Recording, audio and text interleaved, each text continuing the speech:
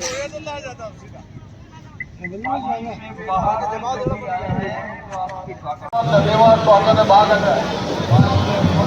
सभी की हाय दियो पहले और दिल दे दो। आप सभी का स्वागत करते हैं बालीगीत चंदूपुरी सर।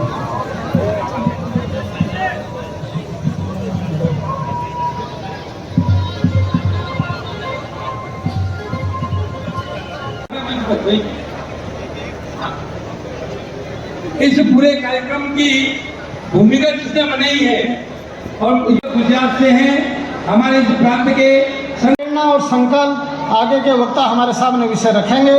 उन सबको मन में समाहित करते जय श्री राम।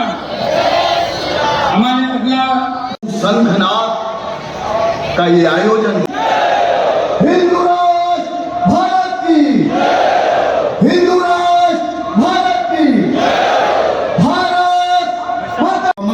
प्रभु जी महाराज, यहाँ पूज्य दीदी समाहिता साध्वी जी, यहाँ क्षेत्र संगठन मंत्री राजा राम जी, मेरे ही साथी बैतूल के राष्ट्रीय सह संयोजक किशन प्रजापत जी और हम सबके इस प्रांत के अध्यक्ष डॉक्टर राम कुमार जी, आज का ये कार्यक्रम पूज्य संघ का खोखला करने के षड्यंत्र चले हैं, उसके लिए टाइम एक क्रिस है, गोल्डन क्रिसेंट बना है।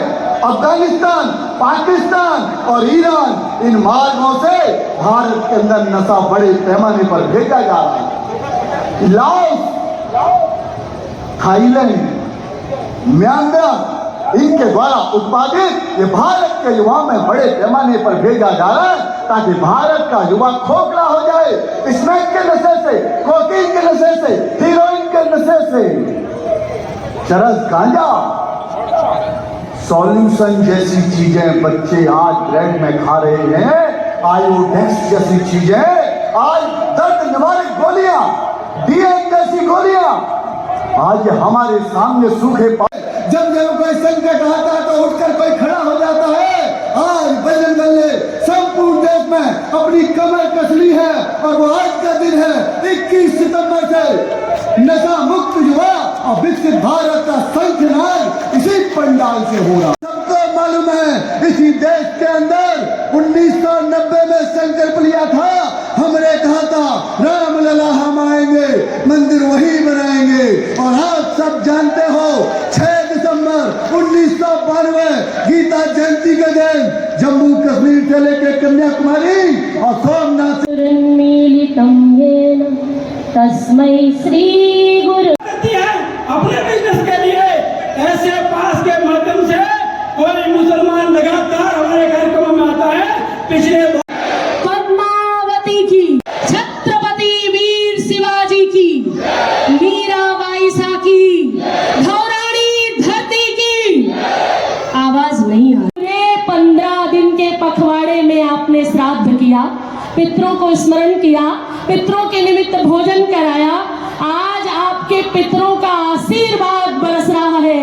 इस पितृ मोक्ष अमावस्या के दिन पाली विराजित है। आपकी भगवा रंग की इस चमक में तो आज सूरज की चमक मिल गई है। सबके दिलों की धड़कन पुकार रही है कि हिंदू एक था, हिंदू एक है और हिंदू एक रहेगा। हम नहीं बटेंगे और ना ही कोई पैदा हुआ जो काट सके। हम उस छत्रपति शिवाजी और महाराणा प्रताप के वंशज हैं जो हाथी पर बैठे हुए विधर्मी को अपनी 100 किलो की तलवार से मैं हुंकार भर रही हूँ। ये शंखनाद का बिगुल बच चुका है। पांचजन्यम ऋषिकेशो देवरत्न बजरंगी का है और बजरंगी ने कहा था कि जो राम का नहीं वो किसका है। कोई साधना करने वाली वो क्रूरता बनर्जी हमारे ही भारत में चैन से सांस ले रही है तो तकलीफ होती है। हाथों में चूड़ियां, माथे पे भगवा रंग का सिंदूर, माथे पर बिंदु, कानों में कुंडल, गले में हार सजता है और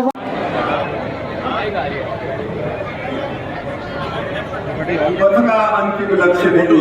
गली गली में जाकर करना पड़ेगा, हिंदुस्तान के हर कोने में जाकर करना पड़ेगा, ये ध्यान में रखिए। कल नवरात्रि है ना, मैं आप सबको कहना चाहता हूँ, मेरे बहनों को कहना चाहता हूँ, मैं आपके सामने इसलिए कहा, मैं ये शंकरनाथ के लिए नहीं आया। जब ये भगवा जलता है, जब इस भगवे को अंगार लगती है, जब भगवा अपमानित होता है, तो हिंदू समाज खड़ा होने की आवश्यकता है, और आज भी वही होता है। के लिए सौंप देते हैं, ऐसी संतानों का भारत में पदार्पण होना चाहिए। हमें नहीं चाहिए रोहिंग्या जैसी औलादें। क्या कभी वो देशभक्त हो सकते हैं? अरे आप लोग जवाब दीजिए और अपने को जगाइए कि आप कौन है, पहचानिए। क्या बाबर की औलादें देशभक्त हो सकती है? यहाँ पर रहकर पाकिस्तान के गीत गाने वाले लोग, क्या उनकी औलादें देशभक्त हो सकती हैं? सुनाई पड़ जाएंगे तो आपको समझ में आ जाएगा। भारत से कटा हुआ बांग्लादेश, जिसकी निष्ठाएं बदल गई, ऐसे बांग्लादेश की देशी जो यहाँ भरे पड़े हैं, क्या उनकी औलादें और उनकी औलादों की औलादें क्या देशभक्त हो सकती है? अगर नहीं हो सकती तो क्या हमारी औलादें देशभक्त हो सकती है? अगर हो सकती है तो कहाँ है? क्यों दिखाई नहीं देती? सुरक्षित रहते हैं। हमारी बेटियों को उठा लिया जाता है, हमारी बेटियों को बरगला लिया जाता है, हमारी बेटियों को सूटकेस में भर दिया जाता है, हमारी बेटियों को काट काट कर टुकड़ों में बिखेर दिया जाता है। कहाँ है वो आपकी भारतवर्षीय, आपकी भारत के भक्त, उनकी संतानें कहाँ हैं? लेकिन देश की रक्षा के लिए जितने बहुत सारे लोग, बहुत सारी मीडिया हमसे पूछती है कि साध्वी जी, आप इस तरह की बात करके क्या भारत को कमजोर नहीं बना रहे हैं? सांप्रदायिकता सिर्फ हिंदुओं ने ओढ़ रखी है, हम सब एक हैं। बिल्कुल नहीं है एक। जिसको